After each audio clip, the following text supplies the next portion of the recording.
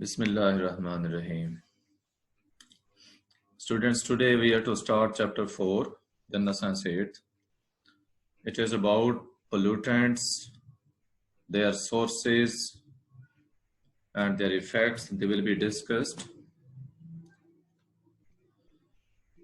In the start, there is an introduction of different things that we are to study.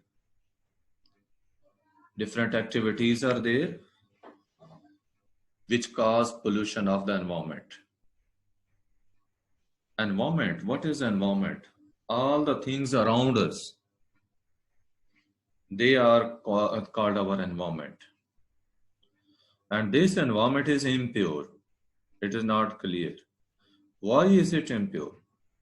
Due to different substances which are present in it. बेटे आपने कोई बात पूछनी? Sir sir अब unit 2 unit 3 की question answer book में send कर देंगे? कर दूंगा. अगर टॉपिक जी कंप्लीट एक्सरसाइज हो जाएंगी. अभी आपने लेक्चर से रिलेटेड जो बात पूछनी हो ना तो आप हैंड रेज कर सकते हैं. कोई भी बच्चे जो पिछले चैप्टर्स की कोई बात है या जो भी कोई और बात हो सिलेबस से रिलेटेड, वो आप बाद में जब क्वेश्चंस हो तो वहां पे पूछें.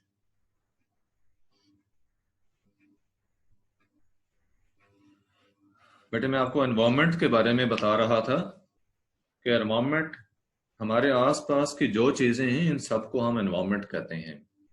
And this environment is not pure. Why is it not pure? Different types of contaminants are there. मुख्तलिफ किस्म की ऐसी चीजें हैं जो इसको इम्प्योर करती हैं. कंटेमिनेट करना मीन इम्प्योर करना, ऐसी चीजों का मिक्स हो जाना जिससे कि हमारी जो चीज है वो इस्तेमाल के काबिल ना रहे, सही ना खालिस ना रहे, तो हम कहते हैं कि वो चीज कंटेमिनेट हो गई है. और जिस चीज की वजह से वो कंटेमिनेट हुई तो वो सब्सटेंस कंटेमिनेंट कहलाएगा. अब मुख्तलिफ किस्म की जो एक्टिविटीज हैं जो कि एनवायरनमेंट को कंटेमिनेट करती हैं या इम्प्योर करती हैं, इनमें कुछ नेचुरल एक्टिविटीज हैं और कुछ जो हैं वो ह्यूमन एक्टिविटीज हैं. नेचुरल एक्टिविटीज क्या हो सकती हैं? डस्ट स्टॉर्म्स, ये आंधी तूफान वगैरह. Rotting of vegetation, plant matter का, प्लांट मटेरियल का गलना सड़ना जो है, डिके है. वोल्केनिक इरप्शन, आतिश फशानी. आतिश फशां पहाड़ जो होते हैं तो वहां से भी ये सब्सटेंसेस जो हैं कुछ रिलीज होते हैं, कुछ गैसेस वगैरह जो हवा में शामिल हो जाती हैं, तो ये हवा जो है वो आलूदा हो जाती है. अब ह्यूमन एक्टिविटीज कौन सी हो सकती हैं? जैसे फ्यूल्स की बर्निंग है, किसी भी किस्म का फ्यूल है, पेट्रोल है, गैसेस वगैरह है, अदर वेस्ट मटेरियल की बर्निंग है. तो इससे पॉइजनस सब्सटेंसेस पैदा होते हैं जो हमारे एनवायरनमेंट में शामिल हो जाते हैं. और ये पॉइजनस सब्सटेंसेस हमारे एनवायरनमेंट को कंटेमिनेट कर देते हैं. इन सब को हम कलेक्टिवली कहते हैं air pollutants. Air pollutants mean वो सब्सटेंसेस जो हवा को पोल्यूट कर देते हैं, एयर की पोल्यूशन काज करते हैं. इन सब्सटेंसेस को हम क्या कहते हैं? Air pollutants. अब इस चैप्टर में बेटे हमने एयर पोल्यूटेंट्स के इफेक्ट्स को देखना है कि ह्यूमन लाइफ के ऊपर क्या होते हैं, एनवायरनमेंट के ऊपर क्या होते हैं. हम इनके सोर्सेस को भी देखेंगे कि कौन कौन से सोर्सेज हैं, कहाँ कहाँ से ये पोल्यूटेंट्स पैदा होते हैं. So what are the pollutants there, what are their sources, and what are their effects on human life and environment? All these things. Even we shall also study here different measures that we can take to reduce the contamination of our environment.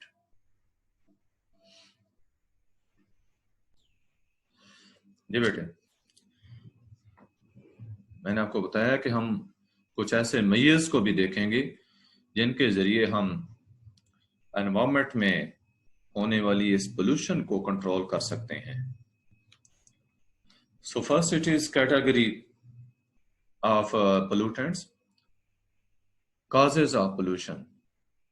Natural activities, human activities.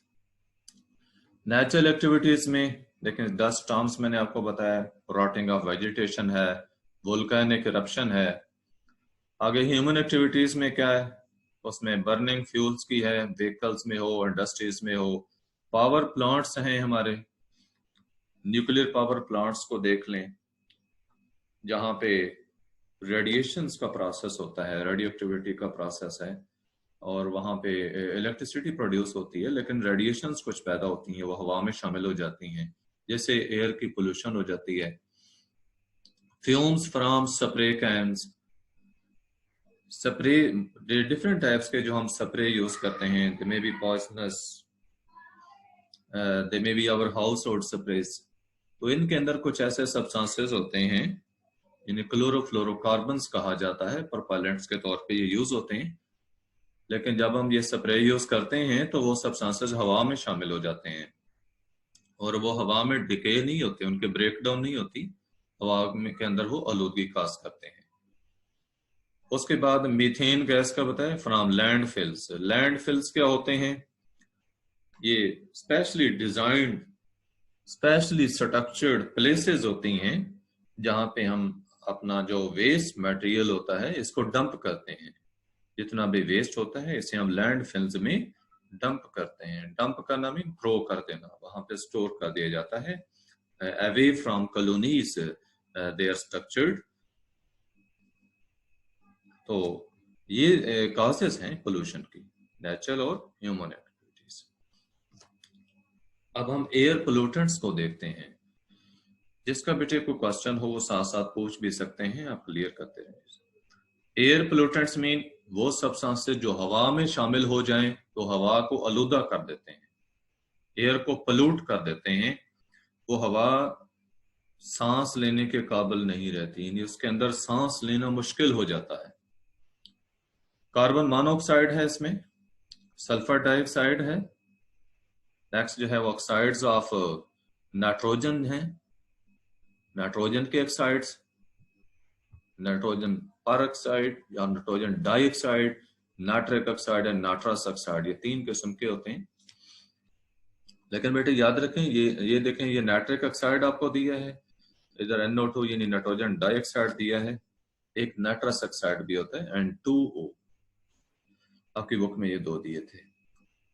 उसके अलावा chlorofluorocarbons हैं, CFCs वगैरह, ये ऐसे substances हैं जो air की pollution करते हैं, इससे हवा की आलूदगी हो जाती है। मेन एयर पोल्यूटेंट्स हैं पॉइजनस गैसेस, जो कि डिकेइंग ऑर्गेनिक मैटर जो है, डेड ऑर्गेनिक मैटर, उसकी डिके के दौरान प्रोड्यूस होती हैं। और पार्टिकुलेट मैटर, पार्टिकुलेट मैटर क्या होता है बेटे, matter consisting of particles, particulate matter, particles पे मुश्तमिल मैटर, जिसमें सूट है, सूट क्या है, ये कार्बन की फॉर्म है, जो स्मोक राइज होता है हवा में शामिल होता है, उस स्मोक के अंदर कार्बन के पार्टिकल्स होते हैं, इन्हें सूट कहा जाता है।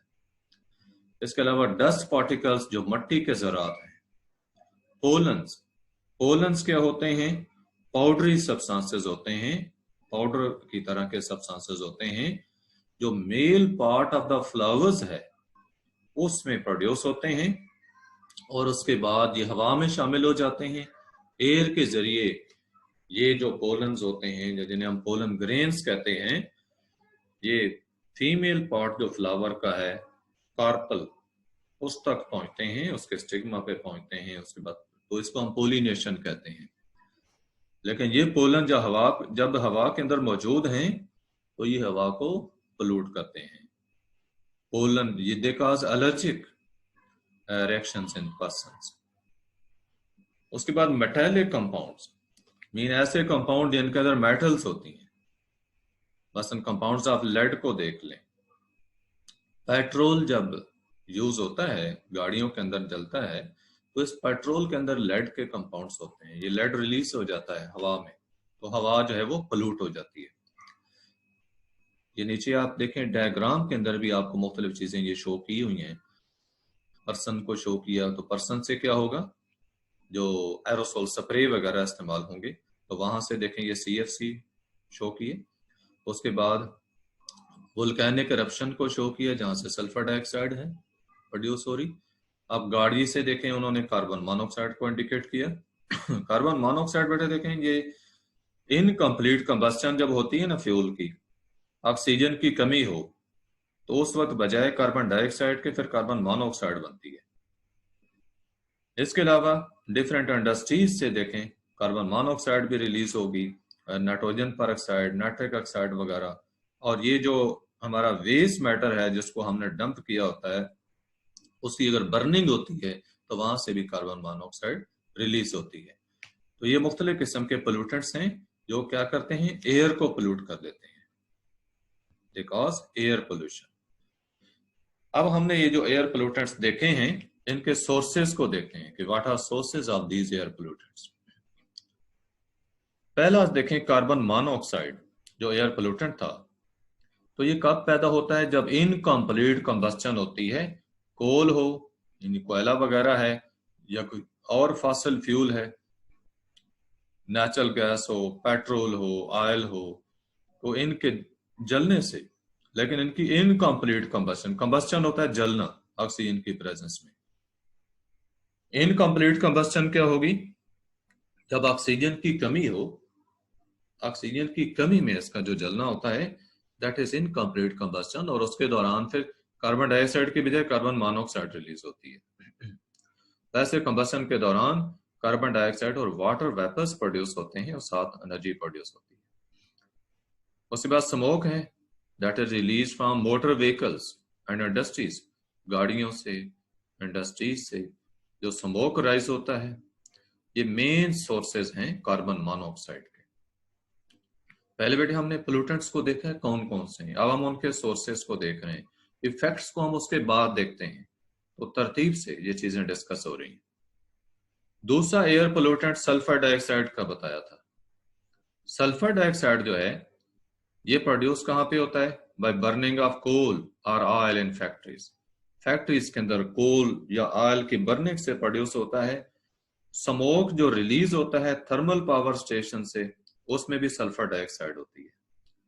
थर्मल पावर स्टेशंस कौन से हैं, ऐसे स्टेशन जहां पे इलेक्ट्रिसिटी प्रोड्यूस की जाती है हीट को यूज करते हुए, थर्मल पावर स्टेशंस। वहां पे हम कोल को यूज करेंगे या कोई भी फ्यूल यूज करेंगे, जैसे हम वाटर को स्टीम में चेंज करते हैं, स्टीम से हम टरबाइन चलाते हैं, टरबाइन से जनरेटर चलाकर इलेक्ट्रिसिटी प्रोड्यूस करते हैं, तो ये थर्मल पावर स्टेशंस हैं।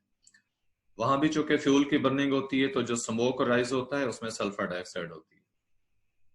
ऑक्साइड्स ऑफ नाइट्रोजन, कोल और ऑयल की बर्निंग जब हाई टेम्परेचर पे होती है इंडस्ट्रीज में और व्हीकल इंजन्स में, तो वहां पे नाइट्रोजन के ऑक्साइड्स भी बनते हैं।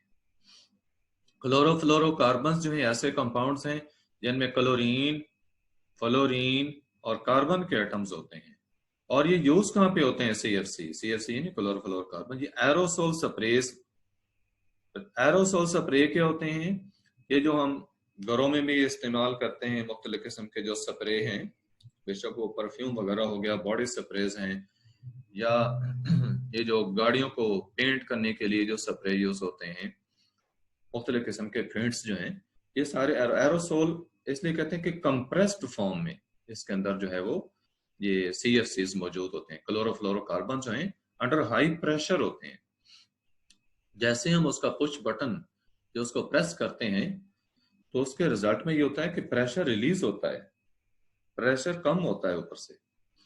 हम एटमॉस्फेयर प्रेशर के तहत ये CFCs आते हैं, तो ये फौरन पहले लिक्विड फॉर्म में होते हैं, उसके बाद फौरन ये गैस में चेंज होते हैं, और इसके साथ ही हमारा जो लिक्विड होता है जो असल हमारे यूज का होता है वो भी बाहर निकलता है फाइन स्प्रे की फॉर्म में। तो इसलिए इनको कहा जाता है एरोसोल स्प्रेस, यानी कंप्रेस्ड फॉर्म में इसमें CFCs हमने यूज किए होते हैं। और ये CFC ये रिपेलेंट्स के तौर पे इस्तेमाल होते हैं। रिपेलेंट्स, सॉरी प्रोपेलेंट यहाँ पे कहेंगे, प्रोपेलेंट, कि हमारा जो परफ्यूम का मटेरियल था उसको बाहर निकालने के लिए, फाइन स्प्रे की फॉर्म में निकालने के लिए ये यूज होते हैं, इसलिए प्रोपेलेंट कहलाते हैं। इसके अलावा रेफ्रिजरेटर्स में और एयर कंडीशनर्स में यूज होते हैं जो कूलिंग गैसेस हैं, फ्रीऑन वगैरह जो है, उनके अंदर होते हैं।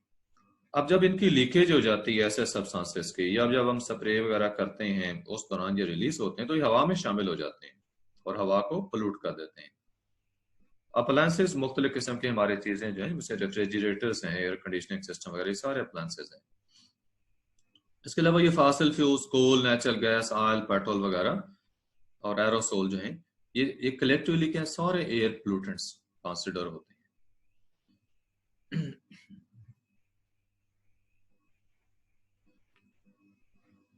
I think someone is to ask a question.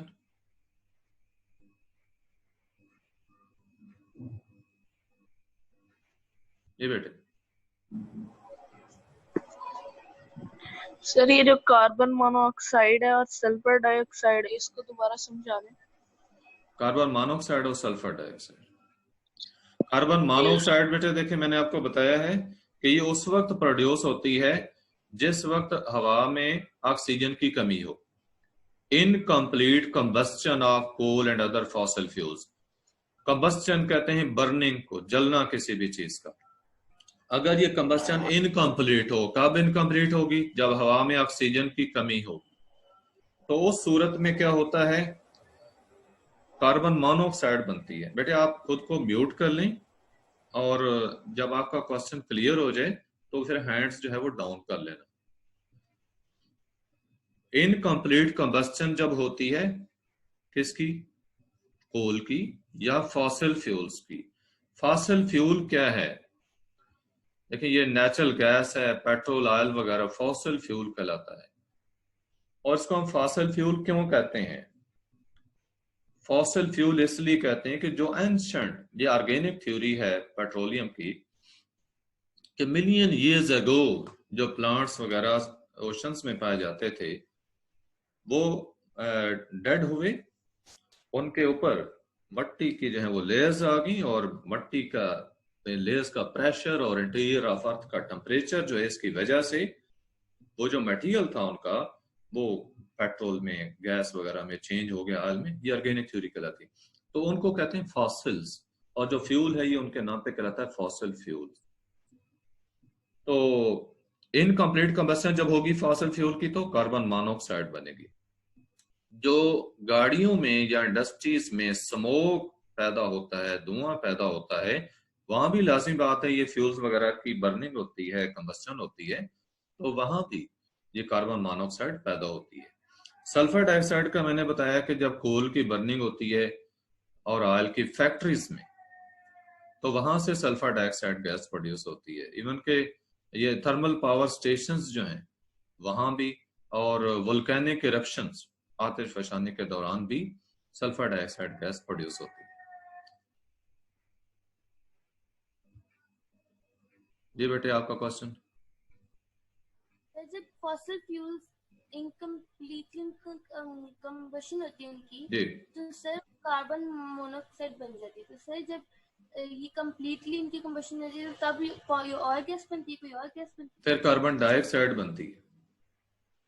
Okay sir. जी, कार्बन डाइऑक्साइड पॉइजनस नहीं है, कार्बन मोनोऑक्साइड पॉइजनस है। अभी हम बाद में डिस्कस करते हैं कि इसके पॉइजनस इफेक्ट्स क्या हैं टॉपिक के साथ साथ। जी बेटे कोई और क्वेश्चन है आपका? No sir, thank you. ठीक है, क्वेश्चन जिसका हो जाए ना क्लियर वो हाथ नीचे कर लिया।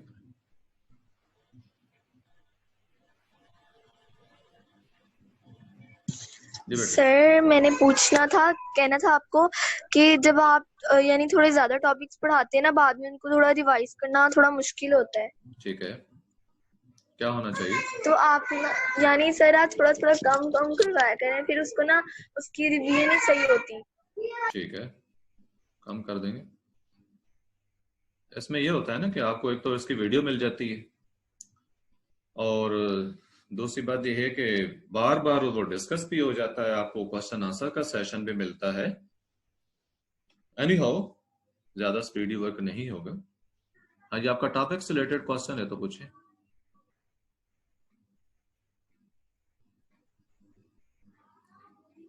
हाँ जी, है क्वेश्चन?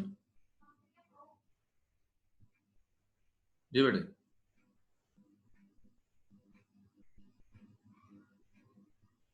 बेटे आपका है क्वेश्चन? बरकत।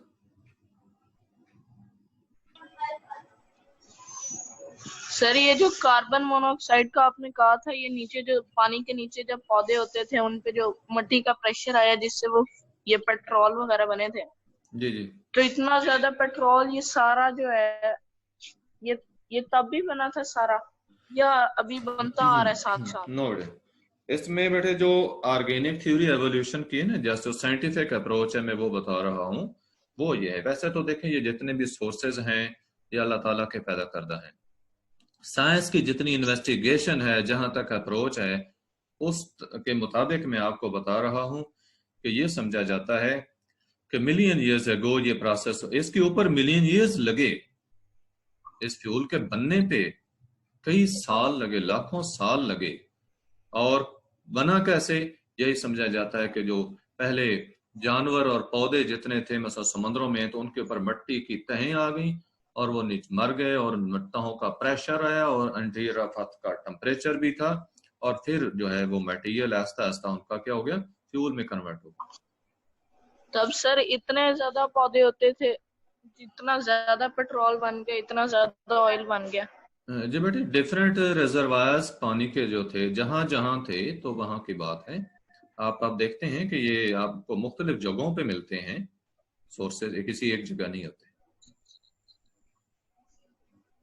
अगेन मैं बता दूं कि ये साइंटिफिक अप्रोच है। हाथ नीचे कर लिया कर। जी बेटे नेक्स्ट है क्वेश्चन आपका? जिसका क्वेश्चन नहीं होता जी बेटे।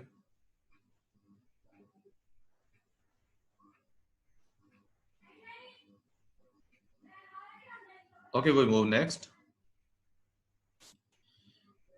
आपको सोर्सेज एयर पोल्यूटेंट्स के जो बताए गए हैं, इनमें carbon monoxide, sulphur dioxide, oxides of nitrogen और क्लोरोफ्लोरोकार्बन्स थे। ये पिक्चर्स की फॉर्म में आपको यही चीजें दिखाई गई हैं। ये व्हीकल से जो स्मोक प्रोड्यूस होता है, उसके बाद इंडस्ट्रियल स्मोक को शो किया, ये थर्मल पावर स्टेशन को शो किया है। उसके बाद ये CFC जो क्लोरोफ्लोरोकार्बन्स हैं एरोसोल स्प्रे के अंदर, ये देखें ये स्प्रे जो आदमी यूज कर रहा है, तो इसके अंदर ये CFCs थे जो कि प्रेशर से निकल रहे हैं और स्प्रे के पार्टिकल्स को भी, पेंट के पार्टिकल्स को भी बाहर निकालेंगे।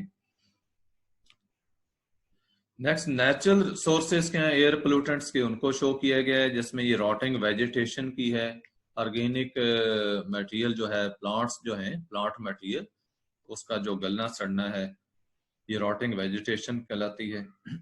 वोल्केनिक इरप्शन जो आतिश फशानी है, जैसे सल्फर डाइऑक्साइड वगैरह, मुख्तलिफ किस्म के पोल्यूटेंट्स जब वो पैदा होते हैं। अब हम इन पोल्यूटेंट्स की प्रॉपर्टीज और इनके इफेक्ट्स को देखते हैं कि ह्यूमन ऑर्गन सिस्टम्स के ऊपर इनके क्या इफेक्ट्स हैं। ये बेटे मैं थोड़ी चीज डिस्कस कर लूं, उसके बाद जिसने क्वेश्चन पूछना है मैं आपको टाइम देता हूं।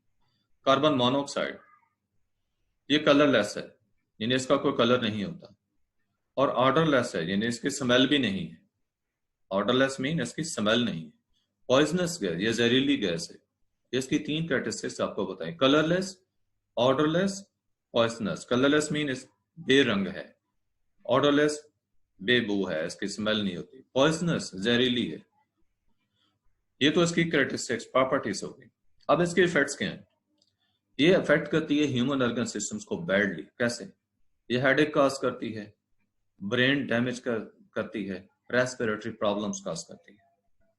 इसके बारे में आपको बताऊं कि जो कार्बन मोनोऑक्साइड है, ऑक्सीजन की निस्बत हीमोग्लोबिन के साथ ये कार्बन मोनोऑक्साइड ज्यादा टेंडेंसी रखती है मिलने की। हीमोग्लोबिन जो है ये प्रोटीन होती है जो हमारे ब्लड के अंदर रेड ब्लड सेल्स में पाई जाती है, और इस हीमोग्लोबिन का काम क्या होता है कि जब हम सांस लेते हैं, हवा लंग्स में ले जाते हैं, तो उस हवा में मौजूद जो ऑक्सीजन होती है, लंग्स के अंदर से जब ब्लड फ्लो कर रहा होता है ब्लड कैपिलरीज में एल्वोलाई के अराउंड, तो ऑक्सीजन लंग्स से उस ब्लड के अंदर चली जाती है और इस हीमोग्लोबिन के साथ मिल जाती है, जैसे बनती है ऑक्सी हीमोग्लोबिन।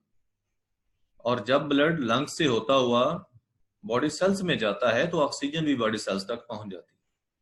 लेकिन अगर हवा के अंदर कार्बन मोनोऑक्साइड हो, जो हवा हमने इनहेल की है, अगर उसमें कार्बन मोनोऑक्साइड होती है तो उस केस में क्या होगा?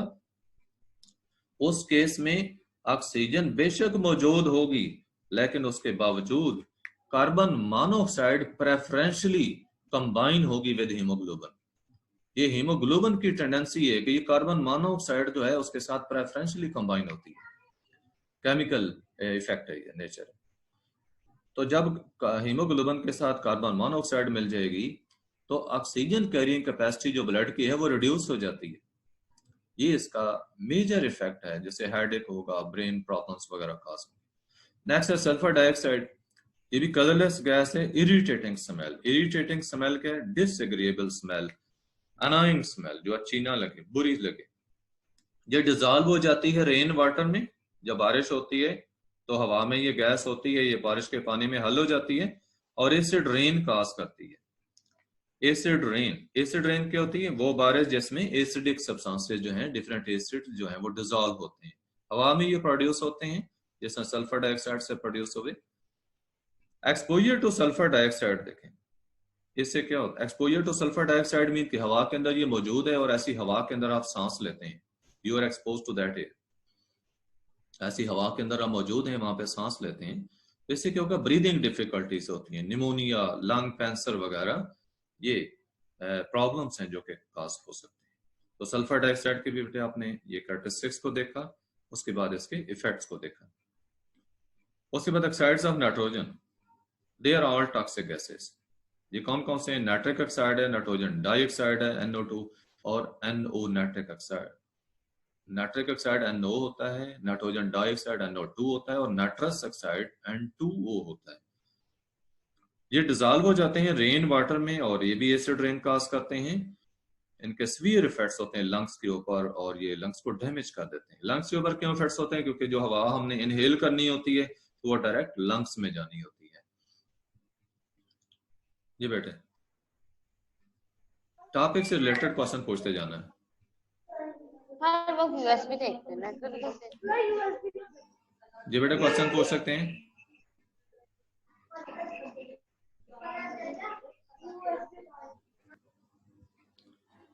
आप तवज्जो से बैठा करें ताकि जब आपको बारी मिले तो क्वेश्चन पूछ सकें। जी बेटे। सर, मैंने आपसे पूछना था कि ये रोटिंग वेजिटेशन का थोड़ा सा समझा देंगे इसके बारे में। रोटिंग ऑफ वेजिटेशन। रोटिंग वेजिटेशन जो है बेटे, जो प्लांट मटेरियल है, पौधों का जो मटेरियल है, ब्रांचेस हो, स्टेम हो, रूट्स हैं, लीव्स हैं, किसी भी किस्म का जो पौधों का मटेरियल है उसका जो गलना सड़ना है, इसको कहते हैं rotting of vegetation. Okay sir, thank you. Next, हाथ नीचे कर लिया करें जिसका क्वेश्चन क्लियर हो जाए। जी बेटे। सर मैंने आपसे पूछना था जी सर, जो आपने एयर पोल्यूटेंट समझाया है सर, वो प्लीज एक दफा जरा दोबारा एक्सप्लेन कर देंगे। जी, कोई और क्वेश्चन है आपका? No sir. चलो मैं एयर पोल्यूटेंट से आपको बता देता हूँ। एयर पोल्यूटेंट्स के अंदर बेटे देखें, मैंने ये बताया है कि कार्बन मोनोऑक्साइड है, सल्फर डाइऑक्साइड है, या ऑक्साइड्स हैं नाइट्रोजन के, जिनमें नाइट्रिक ऑक्साइड है और नाइट्रोजन डाइऑक्साइड है। इसके अलावा क्लोरोफ्लोरोकार्बन्स CFCs जो हैं ये मौजूद होते हैं हवा के अंदर, जो हवा की पोल्यूशन काज करते हैं। CFCs को मैंने एक्सप्लेन भी किया है कि हमारे जो एरोसोल स्प्रे वगैरह होते हैं, रिफ्रिजरेंट गैसेस होती हैं फ्रिजेस के अंदर, AC के अंदर, तो ये इनके अंदर ये CFCs मौजूद होते हैं। इनका बॉइलिंग पॉइंट बहुत ही कम होता है, 0 डिग्री के करीब होता है, और अंडर हाई प्रेशर ये स्प्रे वगैरह की बॉटल्स जो होती हैं उनमें मौजूद होते हैं। तो जब ये उनको हम पुश करते हैं ना, बटन पुश करते हैं स्प्रे के बॉटल का, स्प्रे की बॉटल का, तो उस वक्त क्या होता है कि प्रेशर ऊपर से कम हो जाता है, तो ये फौरन ही लिक्विड स्टेट से गैस स्टेट में कन्वर्ट होते हैं और हमारा जो स्प्रे का मटेरियल था उसको भी बाहर निकाल देते हैं, तो फाइन स्प्रे की फॉर्म में फिर बाहर निकलता है। लेकिन ये डिकम्पोज नहीं होते, हवा में शामिल हो जाते हैं और पॉइजनस इफेक्ट्स के जो है हवा के अंदर होते हैं। डिफरेंट हार्मफुल इफेक्ट्स हैं, ओजोन डिप्लीशन वगैरह भी काज करते हैं, हम लेटर ऑन डिस्कस करते हैं उसको। तो इसके अलावा जो डेड ऑर्गेनिक मैटर है उसकी डिके से भी पॉइजनस गैसेस प्रोड्यूस होती हैं, या पार्टिकुलेट मैटर वो होता है जो पार्टिकल्स पे मुश्तमिल होता है, जरात जिसके अंदर हो। कौन से जरात? जैसे सूट है, सूट कार्बन के जरात होते हैं धुएं के अंदर। डस्ट पार्टिकल्स, ये गर्द वगैरह जो है, या पोलन्स होते हैं जो पाउडरी सब्सटेंसेस मैंने बताया male part of the flowers जो है उनसे प्रोड्यूस होते हैं। अगर मेटालिक कंपाउंड्स हैं या में लेड के कंपाउंड्स हैं, ये एयर पोल्यूटेंट्स हैं। जी बेटे, आपका क्वेश्चन क्लियर है? नेक्स्ट सर, जो कार्बन मोनोऑक्साइड है जी, इसके नताइज क्या होते हैं? कार्बन मोनोऑक्साइड के नताइज मैंने बेटे आपको बताया है कि हवा के अंदर अगर ये मौजूद है, जिस हवा में आप सांस ले रहे हैं, तो ये आपके लंग्स में जाएगी सांस के साथ, और लंग्स के अंदर ऑक्सीजन भी इसके साथ गई तो है, लेकिन जो ब्लड के अंदर हीमोग्लोबिन है वो कार्बन मोनोऑक्साइड के साथ मिल जाएगी। तो हीमोग्लोबिन ने ऑक्सीजन को कैरी करके जाना था, जब वो हीमोग्लोबिन सैचुरेट हो जाएगी कार्बन मोनोऑक्साइड से, तो उसकी ऑक्सीजन कैरिंग कैपेसिटी रिड्यूस हो जाएगी, तो सफोकेशन होगी, दम घुट सकता है, डेथ हो सकती है इससे। यही वजह है कि कमरों के अंदर गैस हीटर जलाकर सोने से मना किया जाता है, क्योंकि जब ऑक्सीजन के अंदर कमी हो जाती है तो कार्बन मोनोऑक्साइड पैदा होती है। जी बेटे, जब कार्बन मोनोऑक्साइड अंदर पैदा होगी गैस हीटर के जलने से, तो उसके रिजल्ट में क्या होगा? यही सफोकेशन वाला प्रोसेस जो है ये होता है। इसलिए अवॉइड किया जाता है कि रात को कमरों में गैस हीटर जो है वो जलता छोड़कर ना सोएं। नेक्स्ट बेटा, किसी का है क्वेश्चन?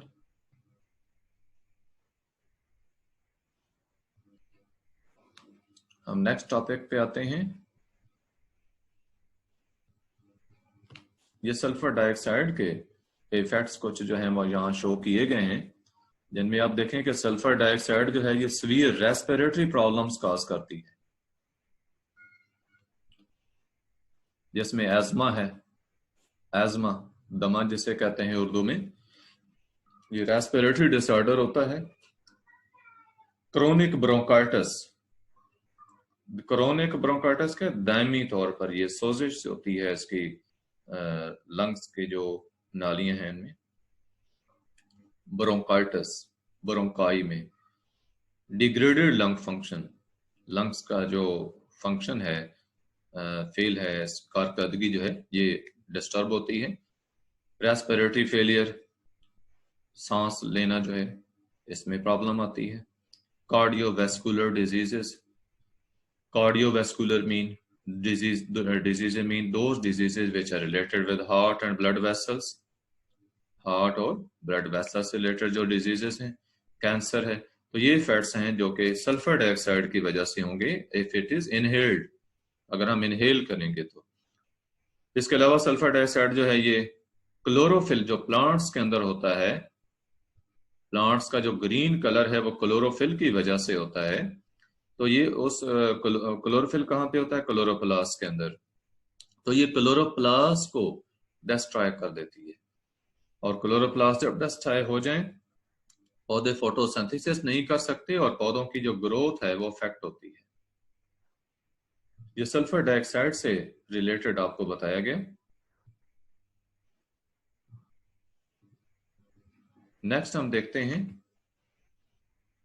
सल्फर डाइऑक्साइड के बाद जो है ये कुछ इफेक्ट्स ह्यूमन एक्टिविटीज के क्या है एनवायरनमेंट के ऊपर। एनवायरनमेंट के ऊपर हमने ह्यूमन एक्टिविटीज के इफेक्ट्स जो हैं वो देखने हैं। ह्यूमन एक्टिविटीज क्या हैं? जैसे बर्निंग है फ्यूल्स की, एक्सटेंसिव यूज है व्हीकल्स का, ठीक है, फ्यूल को ज्यादा से ज्यादा बर्न करना, जैसे गाड़ियों में देखें या पावर प्लांट्स वगैरह में, घरों में। एक्सटेंसिव यूज व्हीकल्स का, गाड़ियों का बहुत ज्यादा यूज है, इसमें भी फ्यूल की बर्निंग ज्यादा होगी। एरोसोल्स, जो मुख्तलिफ किस्म के स्प्रे इस्तेमाल होते हैं, चाहे वो हाउस होल्ड यूज के हों, चाहे वो पेंट्स के सिलसिले में हों। फर्टिलाइजर्स हैं, इंसेक्टिसाइड्स हैं। फर्टिलाइजर्स खादें होती हैं जो साल की फर्टिलिटी को इंक्रीज करने के लिए यूज होती हैं।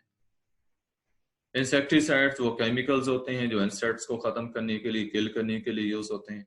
पेस्टिसाइड्स जो पेस्ट्स को, सुंडियों को खत्म करने के लिए यूज होते हैं, केमिकल्स। और डिफॉरेस्टेशन क्या होती है? Cutting down of trees for to clear lands for cultivation and for housing. ये डिफॉरेस्टेशन होती है, जंगलात की कटाई कर देना ताकि जमीन को क्लियर किया जाए, खाली किया जाए हाउसिंग के लिए, यानी मकानात तामीर करने के लिए या एग्रीकल्चर वगैरह के लिए, खेती बाड़ी के लिए। तो ये डिफॉरेस्टेशन होता है। ये सारी एक्टिविटीज बेटे ऐसी हैं जो ह्यूमन एक्टिविटीज हैं, these are not natural, human activities हैं, और ये हमारे एनवायरनमेंट को बहुत ज्यादा अफेक्ट करती हैं, बैडली अफेक्ट करती हैं। यही कुछ एक्टिविटीज अब हमने डिस्कस करनी है। इसमें सबसे पहले ग्रीन हाउस इफेक्ट जो है वो डिस्कस हो रहा है। ग्रीन हाउस इफेक्ट क्या है कि जब सनलाइट जमीन के ऊपर पड़ती है तो स्मॉल पार्ट ऑफ इट, उसका कुछ हिस्सा जो है वो जमीन के ऊपर मौजूद जितनी भी चीजें हैं उसको ऑब्जॉर्ब कर लेती हैं। ऑब्जॉर्ब करने के बाद वो जो रेडिएशंस हैं वो हीट में कन्वर्ट होती हैं। ये हीट कहलाती है इंफ्रारेड रेडिएशंस से प्रोड्यूस होने वाली हीट, क्योंकि वो इंफ्रारेड रेडिएशंस बन जाती हैं। अब वो हीट रेडिएट होती है बैक, यानी जमीन पे मौजूद, मैंने बताया, चीजों ने हीट को ऑब्जॉर्ब किया था, फिर वो रिलीज कर रही हैं। अब ये जो हीट वहां से रिलीज हो रही है, एटमॉस्फेयर के अंदर जा रही है, तो एटमॉस्फेयर के अंदर कुछ गैसेस होती हैं, जैसे ये कार्बन डाइऑक्साइड है, मीथेन है, नाइट्रोजन के ऑक्साइड्स हैं, वाटर वेपर्स वगैरह हैं। तो ये इस हीट को ट्रैप कर लेते हैं, इन हीट को ये अब्जॉर्ब कर लेंगे, और उसका फिर रिजल्ट क्या होता है कि हवा का टेम्परेचर, एटमॉस्फेरिक टेम्परेचर जो है वो इंक्रीज हो जाता है। इन गैसेस को कहा जाता है ग्रीन हाउस गैसेस, और ये जो फिनोमिना है ये ग्रीन हाउस इफेक्ट कहलाता है। ग्रीन हाउस गैसेस क्यों इनको कहा जाता है? क्योंकि ये ग्रीन हाउस जैसा इफेक्ट प्रोड्यूस करती हैं। अब ग्रीन हाउस क्या होता है, मैं पहले ग्रीन हाउस को एक्सप्लेन कर लूं। ये यहाँ पे इस डायग्राम के अंदर आप थोड़ा सा देख लें पहले कि ये सूरज से जितनी रेज आ रही थी नीचे, ये जमीन पे पहुंची हैं। अब जमीन पे मौजूद ऑब्जेक्ट्स उस हीट को ऑब्जॉर्ब करेंगे, फिर ये हीट रिलीज होगी, यहाँ पे एटमॉस्फेयर के अंदर जा रही है, तो एटमॉस्फेयर से बाहर नहीं निकल रही, बल्कि एटमॉस्फेयर के अंदर जो है ये ऑब्जॉर्ब हो रही है। ग्रीन हाउस गैसेस इसको ऑब्जॉर्ब कर रही हैं, जिससे एटमॉस्फेयर का टेम्परेचर इंक्रीज हो जाएगा, ग्लोबल वार्मिंग होगी। ये बेटा ग्रीन हाउस को आप देख लें पहले। ग्रीन हाउस जो है ये ग्लास या ट्रांसपेरेंट प्लास्टिक के बने हुए ये टेंट्स से होते हैं, कैबिन्स होते हैं। और ये क्यों बनाए जाते हैं? पहाड़ी इलाकों में ये बनाए जाते हैं। एक मिनट बेटे, मैं आप क्वेश्चन जो है वो शेयर करता हूँ। कुछ पौधे ऐसे होते हैं हमारे मैदानी इलाकों में जो उगते हैं, वो हॉट क्लाइमेट में ग्रो कर सकते हैं। अब उनको अगर हम पहाड़ी इलाकों में, सर्द इलाकों में काश्त करना चाहें तो वो नहीं उगेंगे। और अगर हम उगाना चाहें तो हम क्या करते हैं, हम इस तरह के जो हैं वो टेंट्स बना देते हैं, ग्लास के, शीशे के या ग्लास पैनल्स के, या फिर प्लास्टिक, ट्रांसपेरेंट प्लास्टिक के शीट्स जो हैं उनके ये कैबिन्स बना देते हैं। और उनके अंदर आप देखें यहाँ पे जैसे आपको पौधे अंदर नजर आ रहे हैं, ये ग्रो कर देते हैं। अब इन ग्रीन हाउसेस का इफेक्ट देखें क्या है। सूरज की रेज दिन के वक्त जो आती हैं, उनकी जो सूरज से डायरेक्ट आ रही हैं, उनकी वेवलेंथ कम होती है, तो उस वजह से उनकी पेनिट्रेशन पावर भी ज्यादा होती है। उस वजह से वो सारी रेज इन कैबिन्स के अंदर दाखिल हो जाती हैं। जब अंदर जाती हैं तो जैसा मैंने पहले आपको बताया कि जमीन पे मौजूद ऑब्जेक्ट्स इन रेडिएशंस को ऑब्जॉर्ब कर लेते हैं और फिर हीट को रिलीज करते हैं। जो रिलीज होने वाली हीट होती है वो इंफ्रारेड रेडिएशंस की फॉर्म में होती है, उनकी वेवलेंथ ज्यादा होती है और पेनिट्रेशन पावर कम है। पेनिट्रेशन कहते हैं एक जगह से किसी चीज में से गुजर जाने की सलाहियत जो है पेनिट्रेशन पावर होती है। पेनिट्रेट करना mean to pass through something. अब वो हीट जो इन ऑब्जेक्ट से, जमीन से जो रिलीज हो रही है, वो बाहर नहीं निकल रही, बल्कि वो इन कैबिन्स के अंदर ही महफूज रहेगी। ये दिन के वक्त प्रोसेस होता रहेगा। अब हीट अंदर महफूज है अंदर की जो हवा है वो गर्म हो जाएगी इससे। अब रात को ये होगा कि बाहर तो शदीद सर्दी पड़ रही होगी, लेकिन इन ग्रीन हाउसेस के अंदर टेम्परेचर जो है वो बरकरार रहेगा और हमारे पौधे शदीद सर्दी में भी सरवाइव कर जाते हैं। तो ये तो ग्रीन हाउस है। अब वहां पे पोल्यूटेंट्स का ग्रीन हाउस इफेक्ट काज करना जो आपको बताया गया वो क्या था, उसमें यह है कि ये जो गैसेस होती हैं ये हवा के अंदर मौजूद होती हैं और हवा के अंदर मौजूद होने से जो हीट जमीन से वापस जा रही होती है रेडिएट होकर उसको ऑब्जॉर्ब कर लेती हैं और हवा का टेम्परेचर बढ़ा देती हैं। इसके अलावा ये खास तौर पर कार्बन डाइऑक्साइड जो है इसका ग्रीन हाउस इफेक्ट मैं आपको बताता हूं कि जो ओजोन लेयर है, ओजोन लेयर ये नेक्स्ट डिस्कस होगी इस टॉपिक में।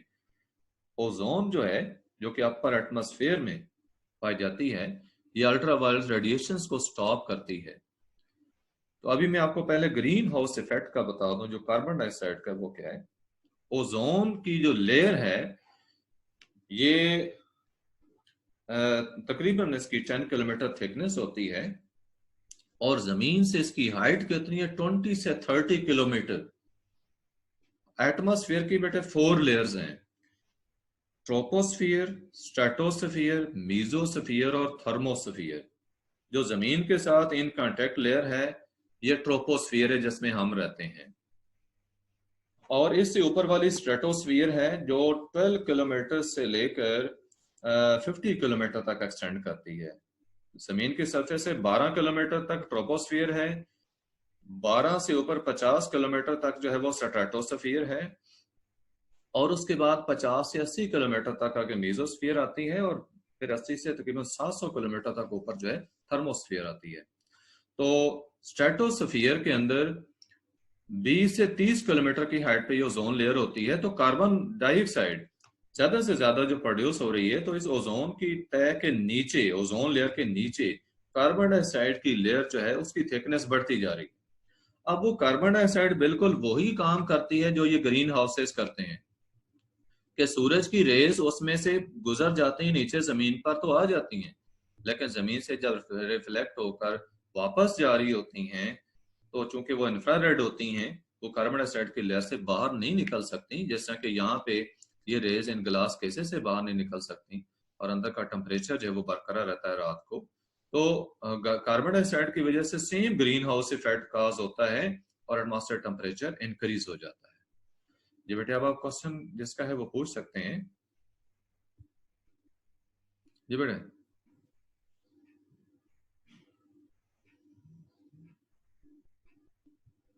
जिसका क्वेश्चन है वो हैंड रेज किया करें।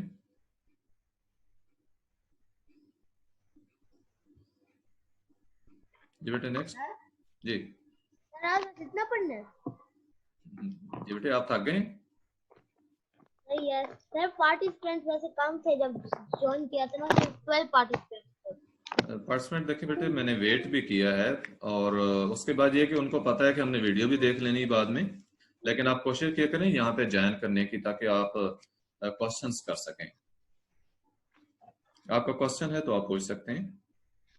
सर बस एक पूछना था सर, मीटिंग लीव कर दूं? जी सर मीटिंग लीव कर दूं? हमने कुछ और पढ़ाना तो नहीं है? पढ़ाना है, मैंने अभी पढ़ाना है, 1-2 टॉपिक पढ़ाने हैं।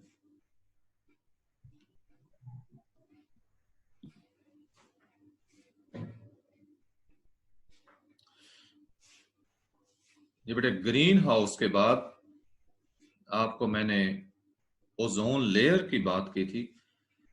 ओजोन O3 जिसका फार्मूला है, ये upper atmosphere of the earth जो है ये उसके अंदर मौजूद है और इसका काम क्या है, सूरज से आने वाली कुछ जो रेज हैं अल्ट्रावायलेट रेडिएशंस उनको जमीन तक नहीं पहुंचने देती और ये रेडिएशंस जो हैं ये हार्मफुल रेडिएशंस हैं, स्किन कैंसर वगैरह जल्दी अमराज ये प्रोड्यूस करती हैं।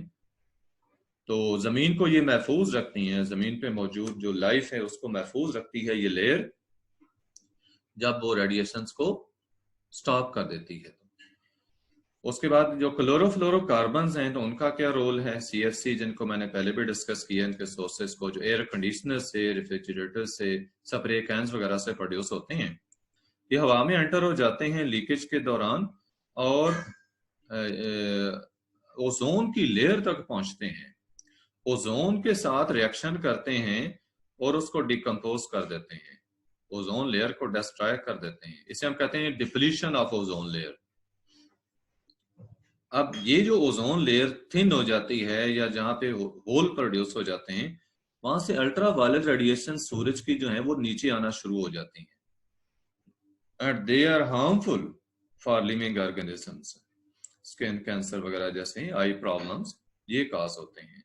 इसके अलावा अल्ट्रा वायलेट रेडिएशन जो है वो जमीन का टेम्परेचर भी बढ़ा देती हैं। मैं रिपीट कर देता हूं कि ओजोन O3 जिसका फार्मूला है, ये ऑक्सीजन का एलोट्रॉप है, ये हवा के अंदर मौजूद है। हाइट मैंने आपको बताया कि जो सेकंड लेयर है एटमॉस्फेयर की, उसमें 20 से 30 किलोमीटर की हाइट तक ये मौजूद होती है। और इसका काम क्या है? सूरज से आने वाली हार्मफुल रेडिएशन, अल्ट्रावायलेट रेडिएशन को अब्जॉर्ब करना, नीचे नहीं आने देती, जैसे कि उनके जो प्रॉब्लम्स हैं लिविंग ऑर्गेनिजम्स के लिए तो वो काज नहीं होते, ऑर्गेनिज्म बच जाते हैं। लेकिन अगर ये ओजोन लेयर जो है डिप्लीट हो जाती है तो उस केस में क्या होगा? तो क्लोरोफ्लोरोकार्बन्स का रोल बताया डिप्लीशन में, तो फिर वो रेडिएशंस जमीन तक पहुंच सकती हैं और ये प्रॉब्लम्स जो होंगे वो पैदा होंगे। ये देखिए ओजोन डिप्लीशन की सूरत में ये होल क्रिएट हुआ जहां से रेडिएशंस आ रही हैं और उसका सोर्स क्या था ओजोन डिप्लीशन का? ये CFCs वगैरह जो हैं, डिफरेंट सोर्सेस से जो CFC क्लोरोफ्लोरोकार्बन्स हैं ये प्रोड्यूस हुए, इनसे ओजोन की डिप्लीशन हुई, ओजोन होल प्रोड्यूस हुआ है और रेडिएशन जो जमीन पे आ रही हैं तो ये स्किन कैंसर इस तरह के जो प्रॉब्लम्स हैं वो काज करेंगी। ग्लोबल वार्मिंग का देखें, ह्यूमन एक्टिविटीज की वजह से जो बर्निंग ऑफ फ्यूल है, amount of green house gases increase हो जाती हैं एटमॉस्फेयर के अंदर। जैसे ग्रीन हाउस इफेक्ट जो है ये स्पीड अप हो जाता है और जो ग्रीन हाउस इफेक्ट का बढ़ना है इससे जो टेम्परेचर है एटमॉस्फेयर का एवरेज टेम्परेचर वो इंक्रीज हो जाता है। इसको हम ग्लोबल वार्मिंग का नाम देते हैं। दोबारा सुनने के जो ग्रीन हाउस गैसेस हैं हवा के अंदर मौजूद होती हैं, ये हीट को ऑब्जॉर्ब कर लेती हैं, एटमॉस्फेयर का टेम्परेचर बढ़ जाता है और इस टेम्परेचर के बढ़ने को हम कहते हैं global warming, because earth globe जो है इट गेट्स वार्मर। अब जब ग्लोबल वार्मिंग होगी तो उसके इफेक्ट्स क्या हैं? इसकी वजह से जो आइस होती है, पोलर रीजन्स पे जो आइस होती है या जो पहाड़ होते हैं, ग्लेशियर्स होते हैं, वो मेल्ट होते हैं, तेजी से मेल्ट होते हैं। जैसे पानी बनेगा और उससे जो है सी लेवल राइज होगा, सी लेवल के बढ़ने से फ्लडिंग होगी और फ्लड्स के आने से जो लो लाइंग कोस्टल एरियाज होते हैं, साहिली इलाके जो समंदर के करीब वाले इलाके, नशेबी इलाके होते हैं, तो वो ज़ेरे आब आ जाते हैं, पानी वहां पे आ जाता है। उसके अलावा इसका इफेक्ट क्या है? जो क्लाइमेट है रीजन्स की, दुनिया के जो वर्ल्ड के कई रीजन्स है उनकी क्लाइमेट जो है वो इस ग्लोबल वार्मिंग की वजह से चेंज होती है। और ग्लोबल वार्मिंग ये जमीन पे जो लाइफ है ऑर्गेनिजम्स की, जो पौधे हों या एनिमल्स हों, उनके लिए बहुत ही नुकसानदेह, थ्रेटनिंग है। इससे बात हो रही क्लाइमेट की और वेदर की, इन दोनों में डिफरेंस क्या होगा? वेदर बेटे कहते हैं जो शॉर्ट टर्म चेंजेस हैं एटमॉस्फेयर के टेम्परेचर की, short term changes in the temperature of atmosphere, इसको हम वेदर कहते हैं। जबकि लॉन्ग टर्म वेदर जो है किसी भी स्पेसिफिक रीजन का, उसको क्लाइमेट कहा जाता है। तो ये क्लाइमेटिक चेंजेस ग्लोबल वार्मिंग से प्रोड्यूस होती हैं। ये आप इफेक्ट्स देख सकते हैं ग्लोबल वार्मिंग के, जैसे कि एक्वेटिक लाइफ है वो बहुत ज्यादा डिस्टर्ब होती है, that is destroyed. Even terrestrial life हो, इन जमीन पे पाए जाने वाले ऑर्गेनिजम्स हैं वो भी इफेक्ट होते हैं। पोलर रीजन्स पे देखें जो ऑर्गेनिजम्स पाए जाते हैं, तो हर जगह इसका इफेक्ट होता है। इसमें एक इफेक्ट एसिड रेन का जो है अब हम डिस्कस करेंगे, ये लास्ट टॉपिक होगा। एसिड रेन जिसको मैंने पहले भी कुछ डिस्कस किया है कि सल्फर डाइऑक्साइड और नाइट्रोजन के ऑक्साइड जो हवा में मौजूद होते हैं ये एयर पोल्यूटेंट्स हैं, हम डिस्कस कर चुके हैं। ये पोल्यूटेंट्स बारिश के दौरान बारिश के पानी में डिजॉल्व हो जाते हैं और सल्फ्यूरिक एसिड और नाइट्रिक एसिड वगैरह जो है ये एसिड्स बनाते हैं। ये एसिड्स बारिश के पानी में जब हल हो जाएं तो वो वाटर जो है वो एसिडिक हो जाता है, और उस बारिश को जिसमें ये एसिडिक सब्सटेंसेस डिसॉल्व होंगे हम उसे एसिड रेन कहते हैं। या पोल्यूटेंट्स के सोर्सेज देख सकते हैं, ये मैन मेड सोर्सेज शो किए, सल्फर डाइऑक्साइड है, नाइट्रोजन के ऑक्साइड निकल रहे हैं। उसके अलावा नेचुरल सोर्सेज जो हैं वो शो किए हैं, पोल्यूटेंट्स वगैरह जो मुख्तलिफ प्रोड्यूस हो रहे हैं। तो इससे क्या होता है, एसिड रेन कॉज होती है। अब एसिड रेन के इफेक्ट्स क्या होते हैं? एक्वाटिक लाइफ डिस्ट्रॉय होती है इससे, लेक्स, पॉन्ड्स वगैरह, रिवर्स के अंदर पाए जाने वाले जो प्लांट्स और एनिमल्स हैं वो डिस्टर्ब होते हैं। इसके अलावा जो पौधों के पत्ते हैं, लीव्स हैं, और बॉक्स क्या होती है, जो पौधों के स्किन है, छिलका होता है, तो ये इससे डैमेज होते हैं। इसके अलावा क्या होता है, मेटल्स और स्टोन्स इससे इफेक्ट होते हैं, जो कि बिल्डिंग्स में हम यूज करते हैं। मेटल्स हो तो उनकी करोजन हो जाती है। करोजन क्या होता है, क्रोड हो जाना, ईटिंग प्रोसेस है मेटल्स का, जंग वगैरह लग जाना, जिससे डिस्ट्रॉय हो जाए मेटल्स। इसी तरह स्टोन्स का डिसॉल्व हो जाना, जो कि बिल्डिंग्स में लगे होते हैं। Acid rain flowing into the fields, अगर खेतों में ये पानी जब जाता है तो क्या होगा, सॉइल एसिडिक हो जाती है और क्रॉप्स उस एसिडिक सॉइल में अच्छी ग्रो नहीं कर सकती। इसके अलावा जो सॉइल में माइक्रो ऑर्गेनिजम्स होते हैं, बैक्टीरिया, फंजाई वगैरह, जो कि डिकम्पोजर्स का रोल प्ले करते हैं, नाइट्रोजन फिक्सेशन करते हैं बैक्टीरिया, तो ये भी इससे अफेक्ट होते हैं एसिड रेन से। ये एसिड रेन के इफेक्ट्स थे जो मैंने आपको बताया। इसके अलावा ये आप देखें, एनिमल्स, प्लांट्स, बिल्डिंग्स वगैरह के ऊपर इनके इफेक्ट शो किए गए, ये एनिमल्स पे शो किए हैं। उसके बाद जो है ये एसिड रेन ट्रीज, दरख्तों के ऊपर शो किए, उनके लीव्स और उनके जो बार्क है वो डिस्ट्रॉय हो जाती है।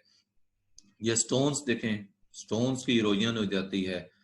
उसके अलावा करोजन मेटल्स की है, एसिड रेन की वजह से जो मेटल्स हैं तो वो क्रोड हो जाती हैं। तो ये कुछ चीजें थी जो हमने डिस्कस की।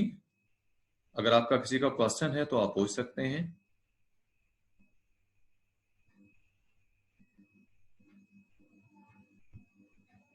जी बेटे। सर हम अब लोग तो बारिश में नहाते भी हैं सर, जब हमें कैसे पता लगेगा एसिड रेन है या एसिड रेन नहीं है? आपको बेटे नहीं पता चलेगा। एसिड रेन जो है, तो जब तक आप उस पानी को टेस्ट नहीं करेंगे उस वक्त तक आपको नहीं पता चलेगा कि वो रेन जो है उसके अंदर किस हद तक एसिडिक सब्सटेंसेस मौजूद तो देखें हर वक्त होंगे, लेकिन किस वक्त ज्यादा है किस वक्त थोड़े हैं। अगर आप चेक करना चाहें तो एक पीएच टेस्ट होता है, पीएच पेपर जो है उसके जरिए उसको हम टेस्ट कर सकते हैं कि पीएच जो है रेन वाटर की अगर बहुत कम हो जाती है तो इसका मतलब इसमें एसिड ज्यादा मौजूद है। अगर पीएच ज्यादा है तो फिर वो नॉर्मल है। जी बेटे। और कोई क्वेश्चन आपका?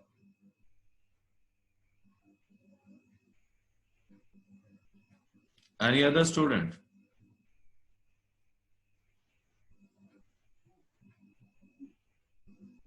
एहसान आपका क्वेश्चन नहीं है? सर बस एक क्वेश्चन। ओके। और बेटे ये सारी चीजें जो हमने आज डिस्कस की हैं पोल्यूटेंट्स के बारे में थी। पोल्यूटेंट्स मैंने जैसा बताया कि वो सब्सटेंसेस हैं जो हमारे एटमॉस्फेयर को, हमारे एनवायरनमेंट को पोल्यूट कर देते हैं, और इनके हमने सोर्सेस को देखा है। डिफरेंट सोर्सेस पोल्यूटेंट्स के क्या क्या हैं, उनकी कैटेगरीज को देखा, जैसे कार्बन मोनोऑक्साइड है, सल्फर डाइऑक्साइड है, नाइट्रोजन के ऑक्साइड्स हैं, CFC यानी क्लोरोफ्लोरोकार्बन्स हैं। तो ये मुख्तलिफ किस्म की चीजें जो हैं हमने देखी हैं जो कि पोल्यूशन काज करती हैं, और उनके इफेक्ट्स जो हैं वो स्टडी हुए। नेक्स्ट जो है हमने डिफॉरेस्टेशन के बारे में स्टार्ट करना है, जो कि कल की मीटिंग में होगा इंशाल्लाह। We end of this meeting. Okay, Allah Hafiz.